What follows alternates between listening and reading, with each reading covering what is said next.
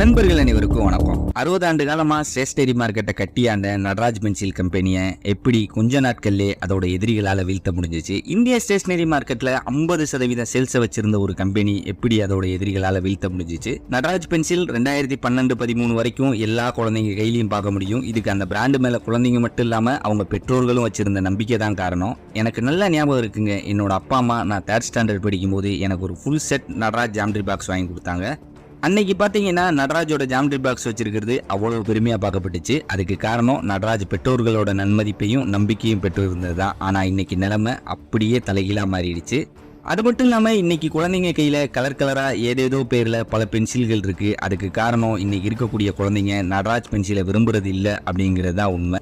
சரி, நடராஜை விட இப்போ இருக்கக்கூடிய பென்சில்களில் அப்படி என்னதான் இருக்குது? அது போக நடராஜுக்கும் இப்ப இருக்க பென்சில்களுக்கும் என்னதான் வித்தியாசம்? மார்க்கெட்ல 30% எப்படி நடராஜ் இழந்துச்சு? நடராஜ் பண்ண எந்த தப்பால அதோட போட்டி கம்பெனிகளால அதோட இடத்துல இருந்து அதை தூக்க முடிஞ்சிச்சு? இது எல்லாத்துக்குமான பதிலா தான் இன்னைக்கு வீடியோ இருக்க போது.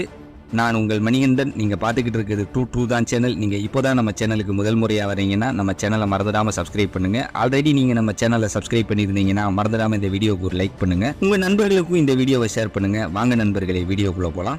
நம்ம எல்லாருக்கும் பாத்தீங்கன்னா பென்சில்ங்கிற விஷயம் ஸ்கூல் மெமரியில ஒரு இம்பார்ட்டன்டான பார்ட். நம்ம எல்லாருக்கும் பென்சில் அப்படின்னு சொன்ன உடனே நம்ம நினைவுல வரக்கூடியது அந்த கருப்பு சிவப்பு பென்சில் தான். அதுதான் வேற ஒன்றும் இல்லை, நடராஜ்.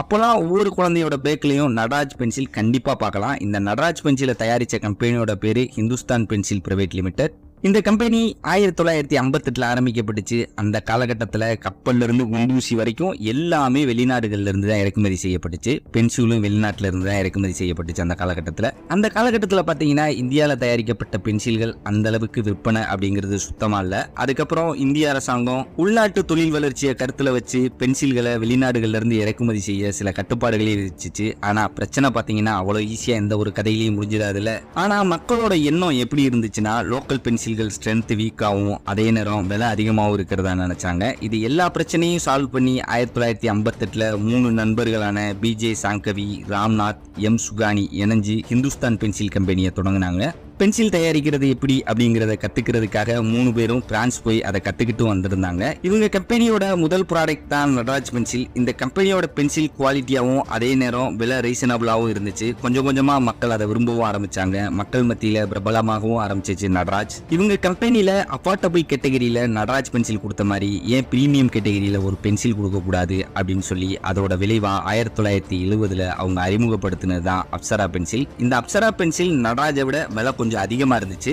அதே நேரம் இதை டிராயிங் பென்சில் அப்படிங்கிற மாதிரியான கேட்டகரியிலையும் விளம்பரப்படுத்தினாங்க. அதுபோக அப்சரால நார்மலா ஒரு பென்சில் ஒன்னையும் லான்ச் பண்ணி அது நார்மல் ஹேண்ட் ரைட்டிங்கை விட நல்லா இருக்குங்கிற மாதிரி விளம்பரப்படுத்தப்பட்டுச்சு. இது மூலியமா 2 வகையான பென்சில் மார்க்கெட்டையும் கவர் பண்ணாங்க. அதுக்கப்புறம் 2007 நடராஜ் பெண்ணையும் அறிமுகப்படுத்தினாங்க. அதுபோக sharpener, eraser, mathematical instrumental, colour pencil மாதிரியான அனைத்து பொருட்களையும் மார்க்கெட்ல கொண்டு வந்தாங்க. இந்த கம்பெனிக்கு இந்தியாவில் மொத்தம் 10 ஃபேக்டரி இருந்துச்சு. அதுல ஆண்டுதோறும் டெல்லியில மட்டும் 85 லட்சம் பென்சில், 17 லட்சம் ஷார்ப்னர், 27 லட்சம் எரேசர், 3 லட்சம் ஸ்கேல்ஸ், 10 லட்சம் பேனா தயாரிச்சாங்க. இதை பயன்படுத்தக்கூடிய அனைத்து மூலப்பொருட்களும் குறிப்பா பாத்தீங்கன்னா பிளேடு, நிப், பென்லிட் மாதிரியான அனைத்து மூலப்பொருட்களையும் இவங்களே உருவாக்குனாங்க. அது எதுக்காகனா குவாலிட்டி ஸ்டாண்டர்டா மெயின்டைன் பண்றதுக்காக. லாபம்னு பார்த்தா இந்த கம்பெனி 2017 மொத்தம் 822 கோடி ரூபாய்க்கு விற்பனை பண்ணுச்சு. அதுல வெறும் 5 கோடி ரூபாய் தான் உங்களுக்கு நெட் ப்ராஃபிட்டா கிடைச்சிச்சு. ஆக்சுவலா பாத்தீங்கன்னா ஸ்டேஷனரி ஐட்டத்துல அதை தயாரிக்கிறவங்களுக்கான மார்ஜின் ப்ராஃபிட் அப்படிங்கிறது ரொம்பவே கம்மி. இதுக்கான முதல் காரணம் அப்படின்னு சொல்லி பார்த்தா தயாரிப்பு செலவு அப்படிங்கிறது ஸ்டேஷனரி ஐட்டத்துல அதிகம். அதுக்கப்புறம் டிஸ்ட்ரிபியூட்டர்ஸ் காஸ்ட், இது எல்லாத்தையும் விட ரீட்டைலரோட லாபம். அதை அதிகமாக கொடுத்தா தானே இவங்க பொருளை விற்பனைக்கு அவங்க கொண்டு வருவாங்க. இது எல்லாத்துக்கும் அப்புறம் அந்த பென்சிலை 5 ரூபாய்க்கு விற்கணும். இந்த இண்டஸ்ட்ரியில லாபம் பார்க்கணும்னா நீங்க அதிக நாட்கள் இண்டஸ்ட்ரியில இருக்கிற ஆளா இருக்கணும். 2வது போட்டியாளர்களை விட எப்பவுமே முன்னாடி இருக்கணும். இன்னொரு முக்கியமான விஷயம், 47 வருஷங்களா இவங்களுக்கு போட்டியாளர் அப்படின்னு சொல்லணும்னா ஒரே ஒரு ஆள் தான். அது வேற யாருமே இல்ல, கேமலின். இவங்க 2 பேரும் தான் ஒருத்தர் அடிச்சுக்கிறாம பிசினஸ் பண்ணிக்கிட்டு இருந்தாங்க. ஆனா இந்த படமும் ரொம்ப நாளைக்கு ஓடல. அதாவது 2005 இந்தியன் மார்க்கெட்டுக்குள்ள டோம்ஸ் என்ட்ரி ஆச்சு. அது வரைக்கும் இந்தியாவோட 4000 கோடி ரூபாய் ஸ்டேஷனரி மார்க்கெட் மார்க்கெட்டை இந்த ரெண்டு குடும்பம் தான் பிரிச்சுக்கிட்டு இருந்துச்சு. ஒன்னு இந்துஸ்தான் பென்சில் கம்பெனி, இன்னொன்னு கேமலின். இந்த நேரத்துல தான் மூணாவது பிளேயர் உள்ள வராரு. சாரி மூணாவது பெரிய பிளேயர் உள்ள வராரு. அதுதான் டோம்ஸ். டோம்ஸ் வந்த உடனே மார்க்கெட்ல 35% சேல்ஸை கைப்பற்றுச்சு. 2022ல கேமலின் மற்றும் இந்துஸ்தான் பென்சில் கம்பெனி ஆளுக்கு 500 கோடி ரூபாய் விற்பனை பண்ணாங்க. ஆனா டோம்ஸ் மட்டும் தனி ஆளா 700 கோடி ரூபாய்க்கு விற்பனை பண்ணி காட்டுச்சு. என்ன ஆச்சரியமா இருக்கா? அதே ஆச்சரியம் தான் இந்த இண்டஸ்ட்ரியில இருந்த எல்லாருக்குமே. அதுபோக இவ்வளவு குறைஞ்ச காலத்துல எப்படி பசங்க பூரா நடராஜ்ல இருந்து டோம்ஸ்க்கு மாறினாங்க, அதுபோக மிக முக்கியமா முதல்ல எப்படி மார்க்கெட்டை டோம்ஸ் கைப்பற்றுச்சு வாங்க தெரிஞ்சுக்கலாம். டோம்ஸ் மார்க்கெட்ல என்ட்ரி ஆகும் போதே நாம அடுத்து பார்க்க போற 5 விஷயங்களை நோக்கி தான் வேலையே பார்க்க ஆரம்பிச்சிச்சு. Number 1, product innovation. டோம்ஸோட சிம்பிள் பிசினஸ் பிரின்சிபல் என்னவா இருந்துச்சுன்னா, நம்ம பொருள் தரமா இருந்தா மட்டும் போதும், அது கஸ்டமர் ஆட்டோமேட்டிக்கா விரும்புவாங்க, அதை திரும்ப திரும்ப வாங்குவாங்க, அதை மற்றவங்களுக்கு ரெக்கமெண்டும் பண்ணுவாங்க. இதனாலேயே பாத்தீங்கன்னா தங்களோட ப்ராடக்டோட தரத்தை நடராஜ் கேமலை விட வித்தியாசப்படுத்துச்சு டோம்ஸ். அது வரைக்கும் பென்சிலோட லிப் அப்படிங்கிறது கிராஃபைட் அல்லது கிளேவால உருவாக்கப்பட்டுச்சு. ஆனா இந்த முறையை முற்றிலுமா மாத்தி டோம்ஸ் முதல் முறையா கிராஃபைட்ல பாலிமரை மிக்ஸ் பண்ணி லிட் தயாரிச்சாங்க. இதனால பாத்தீங்கன்னா முன்பை விட பென்சில் எழுதுறது ரொம்ப ஸ்மூத்தாவும், அதே நேரம் எழுதும் போது வெண்ணெயில சறுக்கிட்டு போற மாதிரியான ஒரு உணர்வையும் கொடுத்துச்சு. இந்த பென்சிலை உருவாகிறதுக்கான காரணமே பசங்களுக்கு ஒரு சிறந்த ரைட்டிங் எக்ஸ்பீரியன்ஸை கொடுக்கணுங்கிறதுக்காக தான். ரெண்டாவது மிக முக்கியமான விஷயம், பென்சிலோட பாடியை மாத்தினாங்க. அதாவது அது வரைக்கும் பென்சில்னா உருளையாதான் இருக்கணும் அப்படின்னு சொல்லி நடராஜ் மற்றும் அப்சரா வச்சிருந்த ஒரு மிகப்பெரிய விதிமுறையை உடைச்சு அது முக்கோணமாவும் கொடுக்கலாம் அப்படின்னு சொல்லி, அப்படி இருக்கிறதால எழுதும் போது கிரிப் கிடைக்கும் அப்படின்னு சொல்லி நிரூபிச்சாங்க. அதனால மார்க்கெட்ல பென்சில்ல தனித்து விளங்க ஆரம்பிச்சிச்சு டோம்ஸ். அதுபோக கிரிப் நல்லா இருந்ததால 4-5 மணி நேரம் எழுதினா கூட கைவலிங்கிறது பசங்களுக்கு சுத்தமா இல்லாம போச்சு. Number 2, understanding customer needs. எப்போ எந்த ஒரு பொருளை வாங்குறதுக்கு பின்னாடியும் முக்கியமா இந்த 3 பேர் இருப்பாங்க: இன்ஃப்ளூயன்சர், பர்ச்சேசர், யூசர். இன்ஃப்ளூயன்சருக்கு அர்த்தம் அந்த ப்ராடக்ட்டை வாங்குறதுக்கு அட்வைஸ் கொடுக்கறவங்க, பர்ச்சேசர் அப்படிங்கிறவங்க பணம் கொடுக்கறவங்க, யூசர்ஸ் அந்த பொருளை வாங்கி உபயோகப்படுத்துறவங்க. நம்மள மாதிரி 90s கிட்ஸ்க்கு எந்த ஒரு பொருளை வாங்கணும்னாலும் அதுக்கு இன்ஃப்ளூயன்சர்ஸ் மற்றும் பர்ச்சேசர் நம்மளோட அப்பா அம்மா தான், நம்ம வெறும் யூசர் மட்டும்தான். அதே நேரம் நம்மள மாதிரி இருக்கிற 90 கிட்ஸ்க்கு நம்ம அப்பா அம்மா எந்த ஜாமெட்ரி பாக்ஸ் வாங்கி தராங்களோ அதைத்தான் நம்ம யூஸ் பண்ணணும். அது பிடிச்சிருந்தாலும் சரி இல்லைனாலும் சரி. அதுக்கு மேல அப்படி ஏதாவது கூட குறைய பேசினா கண்டிப்பா காது கிழிஞ்சிரும். ஆனா இன்னைக்கு இந்த 2K கிட்ஸ் மற்றும் 210 கிட்ஸோட கதை அப்படி இல்லை. இப்பயும் கூட அந்த பர்ச்சேசர் பேரண்ட்ஸா தான் இருக்காங்க.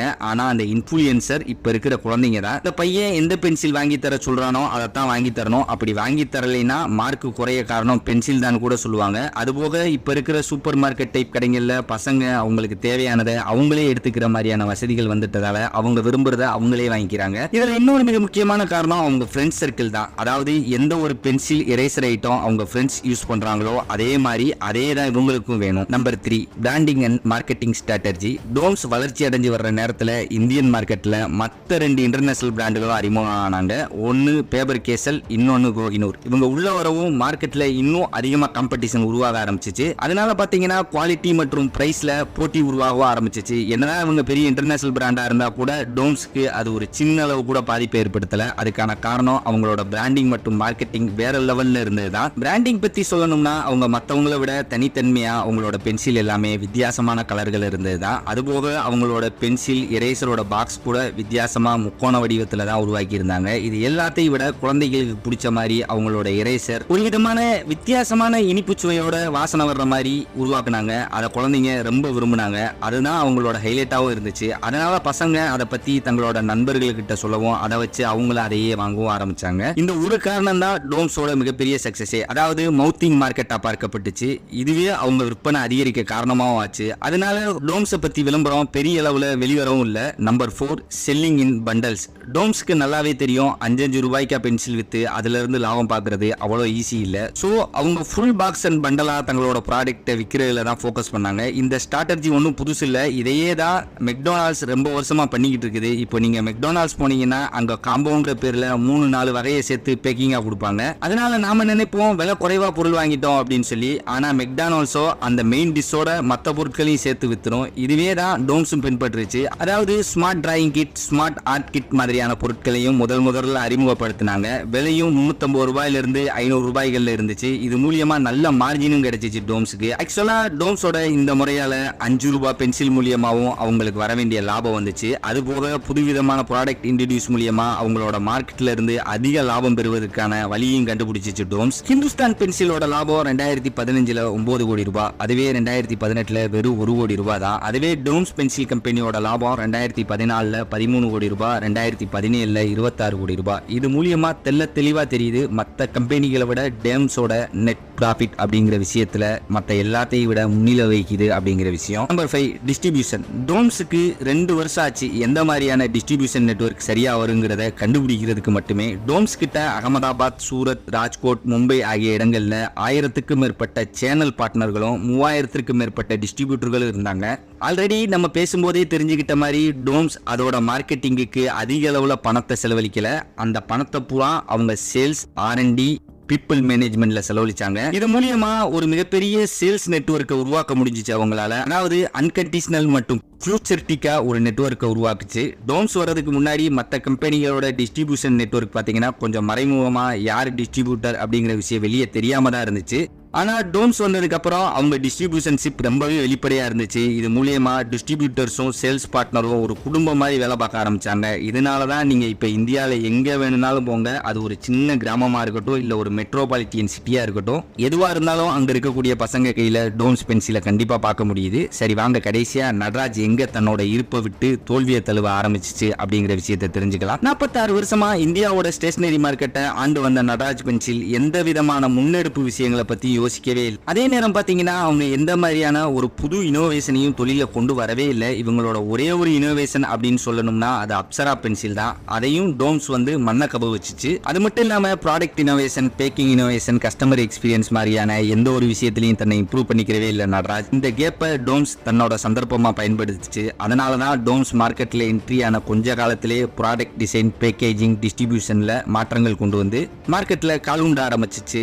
நம்மள பல பேருக்கு வரக்கூடிய ஒரே ஒரு கேள்வி, நட்ராஜ் 45 வருஷம் செய்ய முடியாத விஷயத்தை எப்படி வந்த கொஞ்ச காலத்திலே டோம்ஸால செய்ய முடிஞ்சிச்சு. ஆக்சுவலா பாத்தீங்கன்னா டோம்ஸ் ஆபிசிக்கலா 2005 தான் லான்ச் பண்ணப்பட்டுச்சு.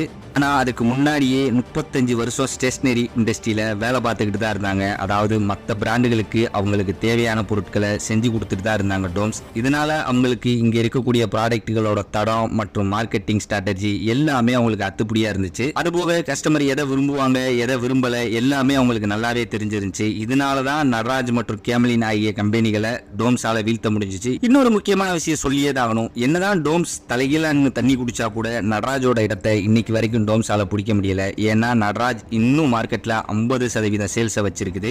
மீன் இருந்த 50% தான் டோம்ஸால பிடிக்க முடிஞ்சிச்சு. நட்ராஜோட சேல்ஸ் அன்னைக்கு இருந்த அதே தான் இன்னைக்கும். அதுல எந்த விதமான மாற்றம் அப்படிங்கிறது ஏற்படவே இல்லை. அதுதான் உண்மையும் கூட.